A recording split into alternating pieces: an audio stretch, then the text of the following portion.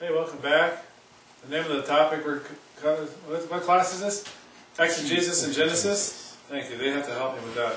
Lecture 18 and Genesis chapter 26. There you go. Page 3. Verse 1. And there was a famine in the land beside the first famine that was in the days of Abraham. And Isaac went unto Abimelech, remember him? King of the Philistines, unto Gerar.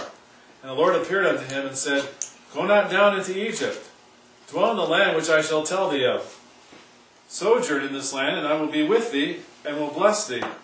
For unto thee and unto thy seed I will give all these countries, and I will perform the oath which I swear unto Abraham thy father. And I will make thy seed to multiply as the stars of heaven, and will give unto thy seed all these countries. And in thy seed shall all the nations of the earth be blessed. Because that Abraham obeyed my voice, and kept my charge, my commandments, my statutes, and my laws. Now if he didn't do that, it would be a different story, wouldn't it? Most likely. God would find a different man to do the job. Maybe he's got a big job for you to do, my friends. I think everyone he does. But probably not as big on the scale of the world as Abraham's. And if you can follow his commandments, maybe he will use you for that great thing. But I think we get off because we don't follow his commandments. So far as the record goes, this is the first time God had appeared to Isaac since he was on Mount Moriah with his father Abraham. Remember that one? To offer Isaac, the son? Probably about 50 years earlier. The Lord had spoken to Rebekah just before her twins were born. But this is the first time he had spoken to Isaac. The Lord had not forgotten his covenant concerning Isaac, however, and so he at this time repeated it to Isaac in much the same words Isaac had heard him speak to Abraham so long ago. And do not leave this land to go to Egypt. Isaac had the same promises explained as were given to Abraham. Yeah. So that's not too complicated an issue to figure out, right? So the Lord had not forgotten Abraham's faithfulness and obedience with no mention of Isaac's. Okay, that's a good fragmented sentence. One senses in this a backhanded rebuke to Isaac, along with a plea for him to manifest the same characteristics as his father.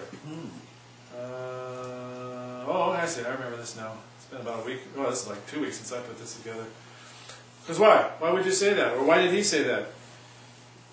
Well, this last verse 5, because that Abraham obeyed my voice. Where's this information about Isaac? It's because Abraham obeyed my voice. And so that's maybe what he's picking out there. Or it's just that Abraham's the main character. Isaac, you're second, but the covenant and promise was made to Abraham. And obviously it goes through you and on down. So I don't know. Dr. Morris takes a lot of liberty with figuring out what's going on in people's minds. So I'm not sure if that's true. So let's go on now. Someone read 6, 7, and 8. 9, 10, 11, 12, 13, 14, 15, 16, 6 through 8.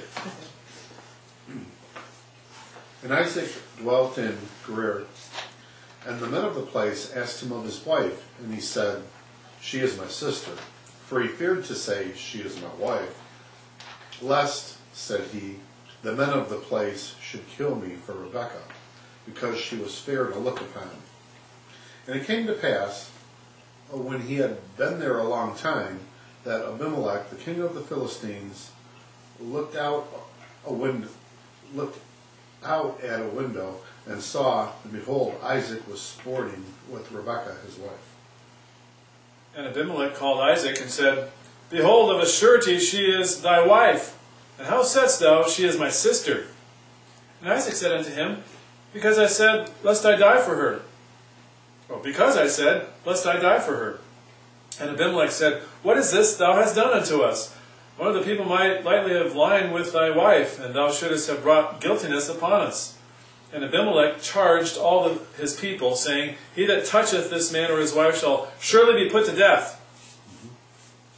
Some questions here that just pop in my mind right now. Abimelech didn't sound like the nicest guy in the world, but they obviously had a morality there. Because if he was like a typical king or president today, so what? commit fornication. So what if you commit adultery? What are we worried about? Do what we want to do. So maybe Abimelech had some respect to God, or he learned a big lesson from Abraham. So is it a different Abimelech? That's what this says. Because I think Abimelech is a title. The king or Abimelech of this colony was hardly the same one encountered by Abraham nearly a century early, but no doubt he had heard of Abraham and his traumatic experience in Philistia on that early occasion. Okay, so yeah, that's true. Isaac knew about it also, but the memory had grown dim by this time, and he suddenly found himself repeating the same lie Abraham had used, and for the same reason. Rebecca, oh yeah, she's my sister. I don't know why I put that in there. That's kind of a corny thing. Rebecca, though she must have been at least 60 years old by this time, was still a very beautiful and desirable woman, and quickly attracted much attention from the Philistine men. Now, anyone who's 60 years old or older is, I mean, they can still be good looking. Amen? Amen. For those getting near 60 or well over 60? Thank you. Amen. And a man can still be handsome and debonair. And all those things. Even at 50. Amen. Amen. Well, the absence of any mention of Jacob and Esau in this narrative may suggest they remained back in the Negev, looking after the possessions which Isaac couldn't bring with him to Gerar. Otherwise, the presence of two grown sons would have made it especially difficult to pass off their mother as a sister. Hey, hold on a second. So yeah, it's a different Abimelech, probably a title, but the same situation here, pretty much. Do you think Isaac learned it from Abraham? Was it just genetic? Is it God's will? What's the deal? I don't know what happened with Abraham before Isaac was born, so he didn't learn it from observing it. He may have heard the story, though, and thought, wow, it worked for Dad. That's all we got. All right. Abimelech rebuked Isaac and protested that he and his people had much higher standards of morality than Isaac had given them credit for. Adultery with his wife, which conceivably might have been ensued, would have involved his whole nation in guilt before God. Would to God there'd be a lot of concern about our presidents and kings across the world about what God thinks. Now, the Islamic God, so-called God, small g, they are concerned about. And so they do have, there's morality or moral laws with the Islamic people. There's certain things you can't do. Like women can't wear tight jeans, high heels, and all that stuff. What would happen if they started wearing that? In some of those countries, like Saudi Arabia. They get stoned. Yeah. Or drive cars. Yeah, or even drive cars. Now, things are changing, but it's interesting. They have, I don't know if that's a moral law or just they want their women to kind of submit to their rules. I find it, for the most part, a good law, a rule or guideline for women that look very conservative and modest. You mean have their a Muslim burqa on with the face covered with and everything? Yeah. It leaves little opportunity for men to go, ooh, ah, yeah. It's like, they all look the same. And the only thing you can say is nice eyes or big nose or something like that. She's really tall or a little short. That's about all you're going to get out of it. I think it'd be fine. I think we ought to have our independent Baptist women with burqas. Obviously. Just a little hole to speak through. A little slit for the eyes. Neither Sarah nor Rebecca dressed that way.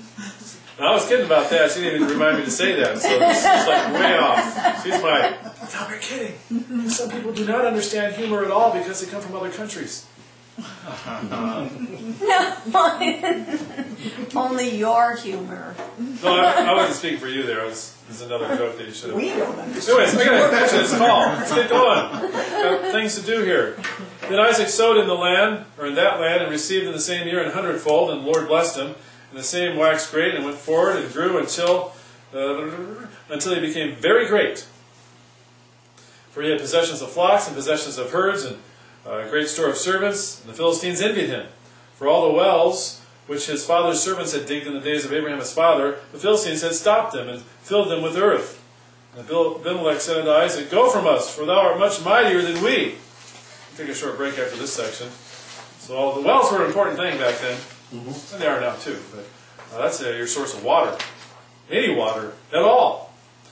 Until this time, he and his father seem to have been solely occupied with raising animals. Now, however, he acquired some land, possibly by a rental agreement, on which to plant and raise crops. Perhaps the famine had persuaded him that he needed a more reliable source of food for his flocks and herds. At any rate, he began to practice agriculture and proved highly successful. Well, Isaac became very great, just like his father Abraham, and Jacob would afterwards also. So let's take a short break while I crawl on the floor in pain and answer this phone.